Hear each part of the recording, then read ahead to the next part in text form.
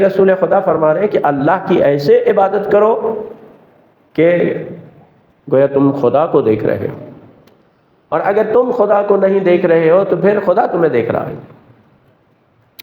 یہ کیفیت اگر انسان کی ہو تو اصل یہ عبادت کی روح ہے۔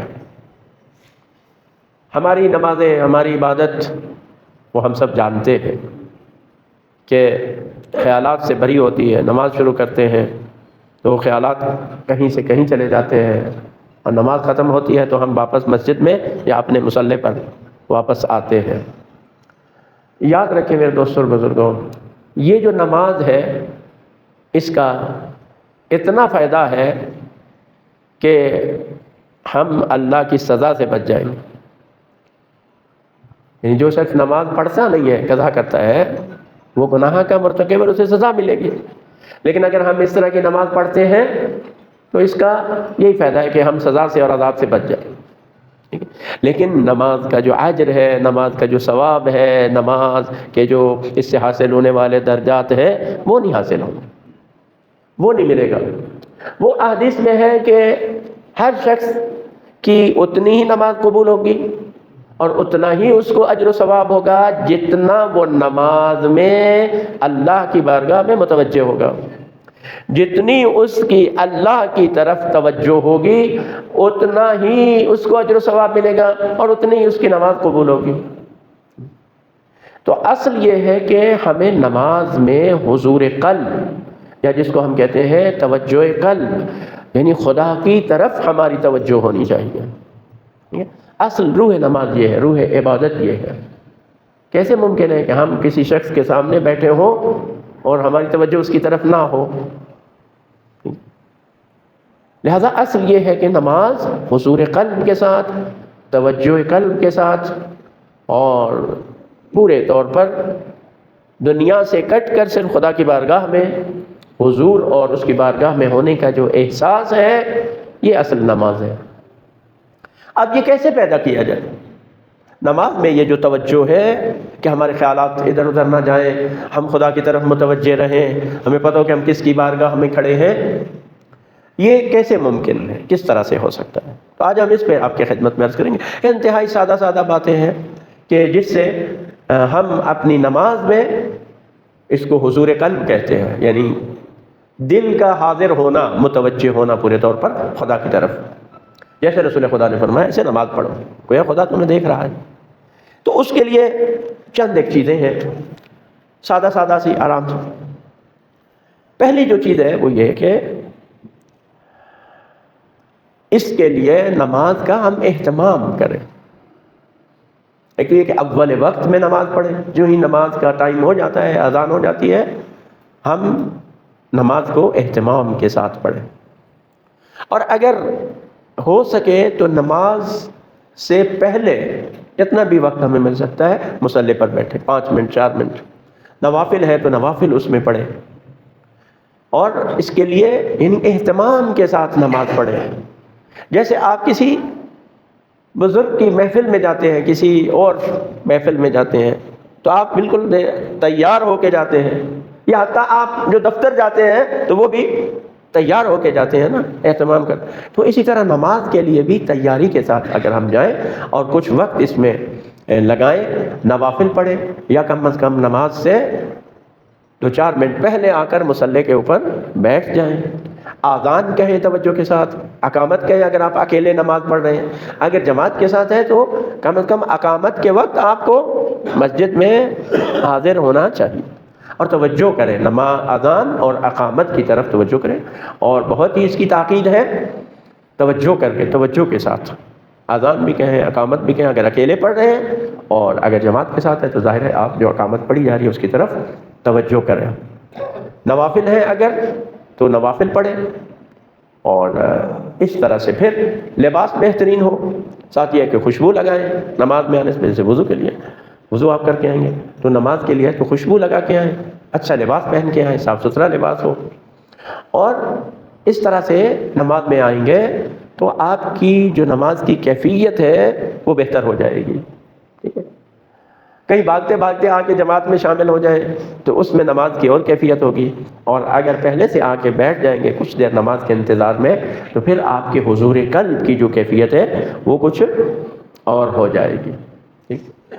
دوسری جو اس میں بات ہے وہ یہ ہے کہ جب آپ نماز پڑھیں، اگر گھر میں ہے، مسجد میں تو ہے، مسجد کو اختیار کریں. اگر مسجد میں نہیں آ سکتے یا دور ہے یا جو ہے تو گھر میں بھی ایسی جگہ کو انتخاب کریں جہاں ڈسٹربنس کم ہو، یعنی سکون والی جگہ ہو، اطمینان والی جگہ ہو، وہاں پر آپ نماز پڑھیں. اور ایسی ہر چیز جس سے آپ کی توجہ بٹ جاتی ہو، توجہ آپ کی یعنی کسی اور طرف چلی جاتی ہو، اس سے بھی اجتناب کریں. دیکھیں اسی میں ہے کہ دروازہ سامنے سے کھلا ہوا نہیں ہونا چاہیے، سامنے کوئی کتاب نہیں ہونی چاہیے، کوئی تصویر آپ کے سامنے نہیں ہونی چاہیے. وہ اسی وجہ سے ہے کہ تاکہ آپ کی توجہ دوسری جانب نہ بٹے اور آپ کی توجہ صرف اور صرف کس طرف رہے؟ نماز کی طرف رہے. ٹھیک ہے. تیسری چیز جو نماز میں توجہ قلب کے لیے ضروری ہے کہ آپ جو کچھ پڑھ رہے ہیں نماز میں ان کے معانی کی طرف توجہ رہے کہ الحمدللہ رب العالمین اس کا کیا معنی ہے، وہ معنی آپ کے ذہن میں ہو. اور نہیں تو وہ لفظ جو ہے اس کی تصویر آپ کے ذہن میں ہے، یعنی جب آپ کہہ رہے ہیں الحمدللہ رب العالمین جیسے قرآن میں لکھا ہو تو وہ الفاظ کی تصویر آپ کے ذہن میں ہو اور ساتھ اس کے معنی کی طرف آپ کی توجہ ہو. تو اس سے بھی آپ کی جو توجہ قلب ہے نماز کے اندر اس کی کیفیت انشاءاللہ تعالی بہتر ہو جائے. چوتھی جو چیز ہے وہ یہ ہے کہ نماز کو سکون کے ساتھ پڑھیں، آرام کے ساتھ. خصوصاً جب آپ اکیلے پڑھ رہے ہیں، حتیٰ جماعت میں بھی تو آرام کے ساتھ پڑھیں. مثلا جماعت میں کیا ہے کہ آپ رکوع اور سجود پیش نماز سے پہلے نہ کریں. بہت سے لوگ ہیں وہ جلدی ہوتی ہے پتہ نہیں کیا وہ پہلے چلے جاتے ہیں. تو اگر پیش نماز سے پہلے آپ سجدے میں چلے جائیں گے یا رکوع میں چلے جائیں گے تو اس سے آپ کی نماز باطل ہو سکتی ہے. لہذا آرام سے پڑھیں نماز کو، جلدی نہیں ہے. ٹھیک ہے. اور اس میں آپ دیکھیں، کبھی یہ تجربہ کر کے دیکھیں کہ اگر رکوع میں اور سجدے میں 3 دفعہ کہیں سبحان ربی العظیم وبحمدہ، 3 دفعہ کہیں تو اس سے کیا ہے جو توجہ ہے اس میں بہتری آ جاتی ہے. بنسبت اس کے 1 دفعہ پڑھیں، آدھا جناب جاتے ہوئے پڑھیں، ابھی سجدے میں پورے گئے نہیں تو شروع کر دیں سبحان ربی العظیم وبحمدہ اور پھر آدھا بھی ختم نہیں ہوا تو سجدے سے سر اٹھا لیں. تو اس طرح سے جو ہے وہ نماز ایک تو یہ کہ باطل ہونے کا وہ ہو جاتی ہے بعض صورتوں میں، دوسرا یہ کہ وہ توجہ نہیں رہتی. ایک یعنی اس طرح کی جلدی جلدی جو ہے وہ کوے کی طرح جیسے ہوتا ہے نا چونچ مارنا، وہ اس طرح سے بعض لوگ جو ہے وہ سجدہ کرتے ہیں اور پھر سجدے سے سر اٹھاتے ہیں. تو ایسی نماز جو ہے اس میں توجہ اصلاً ہوتی ہی نہیں ہے. لہذا اذکار کو بھی سکون کے ساتھ جو ہے وہ ادا کریں. اور یہ میں آپ کو بتا دوں، ٹھیک ہے نا، یہ ہے احادیث میں کہ جو وقت آپ عبادت میں لگاتے ہیں نماز میں خاص طور پر وہ آپ کی زندگی میں شمار نہیں ہوگا. یعنی اگر نماز میں 5 منٹ آپ کے زیادہ لگ جائیں گے تو اس سے آپ کی 5 منٹ جو عمر ہے وہ بڑھ جائے گی. یعنی جو اللہ کی طرف سے آپ عمر لے کے آئے ہیں وہ جتنی دیر آپ نماز میں لگائیں گے وہ اس میں کاؤنٹ نہیں ہوگی. یہ اور فائدہ ہو گیا نا کہ الٹا ہماری زندگی پر اس کا کوئی اثر، بلکہ زندگی کیا ہوتی ہے بڑھ جاتی ہے. اس کے علاوہ گناہوں سے پرہیز کریں، ٹھیک ہے نا، اور نماز کے بعد جو تعقیبات ہیں اس کو ہم انجام دیں. اس سے ہماری جو نماز کے اندر جو توجہ ہے وہ کیا ہو جائے گی؟ بہتر ہو جائے گی. ٹھیک ہے. اب اس میں 1-2 احادیث ہیں وہ میں آپ کی خدمت میں اس میں عرض کرتا ہوں. اچھا، ایک بات یہ ہے کہ یہ نہیں ہے کہ ایک دن پہلے دن ہی آپ پڑھیں اور آپ کی پوری توجہ نماز میں خدا کی طرف ہو جائے. نہیں، یہ ایک تدریجی عمل ہے. آہستہ آہستہ کیا ہوگا کہ آپ کی توجہ زیادہ ہوتی چلی جائے گی. یعنی اس کے لیے مشق کی ضرورت ہے، مشق کی ضرورت ہے. نماز میں ہم کوشش کریں کہ ہماری توجہ ادھر ادھر نہ جائے اور نماز کی طرف ہماری جو ہے وہ توجہ رہے. جب ہم اس کے لیے کوشش کریں گے اور بار بار کوشش کریں گے تو انشاءاللہ تعالی آہستہ آہستہ ہماری جو توجہ ہے وہ نماز میں بہتر ہوتی چلی جائے گی. اور اس کے لیے کیا ہے؟ خداوند متعال سے مدد طلب کریں. نماز پڑھنے سے پہلے کہیں خدایا میں وسواس سے، شیطان کے شر سے اور ان وسواس اور خیالات سے تیری پناہ چاہتا ہوں. پروردگار تو مجھے پناہ دے، میں تیری نماز توجہ کے ساتھ پڑھ سکوں، تو میری مدد فرما. ٹھیک ہے؟ کبھی ایسا کیا ہے کہ ہم نے خدا سے مدد چاہیے، خدا تیری نماز میں میری توجہ رہے تو میری مدد فرما، تو خدا سے مدد مانگنی چاہیے۔ اور اس طرح سے بعض دفعہ یعنی جو اذکار ہیں اس میں بھی تھوڑی تبدیلی کر، مثلا ہر نماز میں آپ سورہ انا اعطیناک الکوثر نہ پڑھیں، کبھی انا اعطیناک پڑھیں، کبھی انا انزلنا پڑھیں، کبھی اذا جاء نصر اللہ پڑھیں، ٹھیک ہے نا، کبھی والعصر پڑھیں، ٹھیک ہے، کبھی اور سورت پڑھیں۔ اس طرح حتیٰ دوسری رکعت میں بھی آپ دوسری صورتیں بھی پڑھ سکتے ہیں، ٹھیک ہے۔ اسی طرح ذکر سجود ہے، ذکر رکوع ہے، جس میں کچھ ہمیں اجازت ہے، مثلا کہ آپ ایک دفعہ کہ سبحان ربی العظیم وبحمدہ سبحان اللہ سبحان اللہ سبحان اللہ، یہ بھی آپ کہہ سکتے ہیں۔ 3 دفعہ آپ کہتے ہیں سبحان ربی العظیم وبحمدہ، یہ بھی 3 دفعہ آپ کہہ سکتے ہیں۔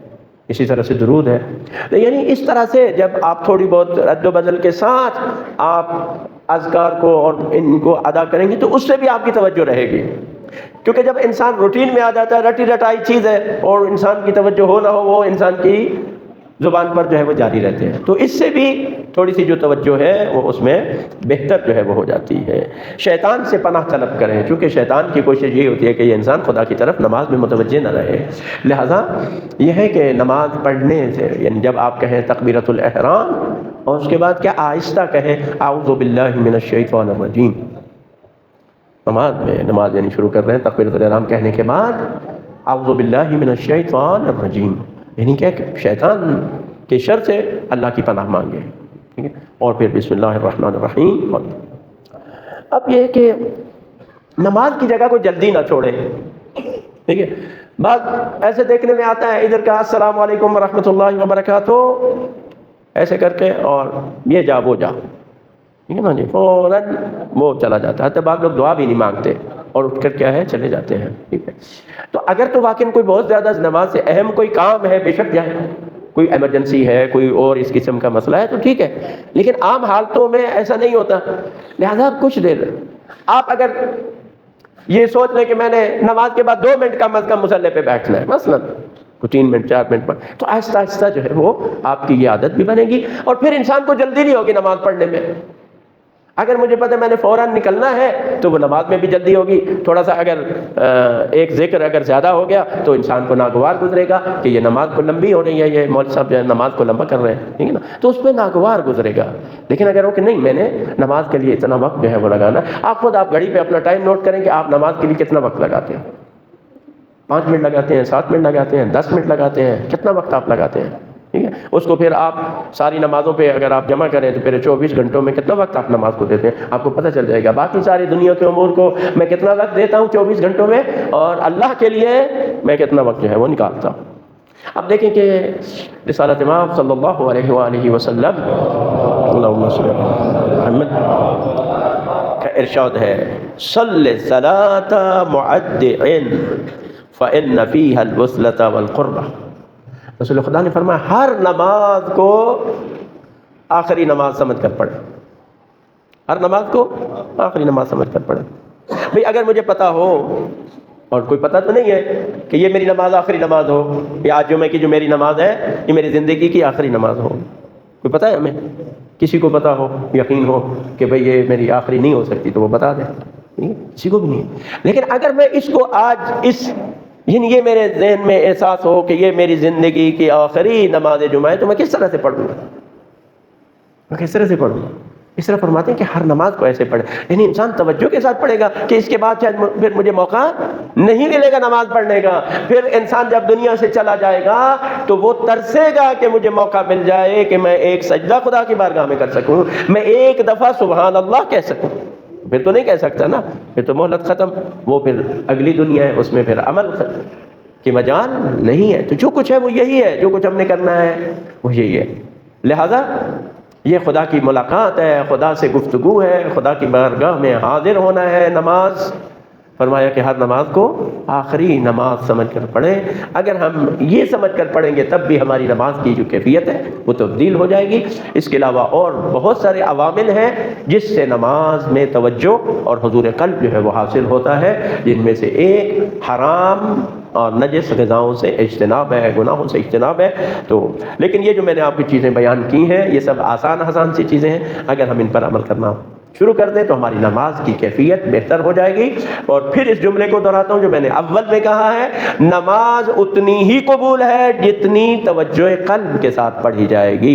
جتنا خدا کی طرف نماز میں ہماری توجہ ہوگی اتنی ہی نماز کا اجر و ثواب ہمیں ملے گا. باقی جس کی میں خدا کی طرف توجہ نہیں ہے اس کا نہ اجر ملے گا، نہ ثواب ملے گا، نہ وہ نماز قبول ہوگی. ہاں البتہ یہ ہے کہ خداوند متعال مہربان ہے، کریم ہے، وہ ہمیں اس پر سزا نہیں دے گا کہ بھئی آپ نے نماز کیوں نہیں پڑھی تھی.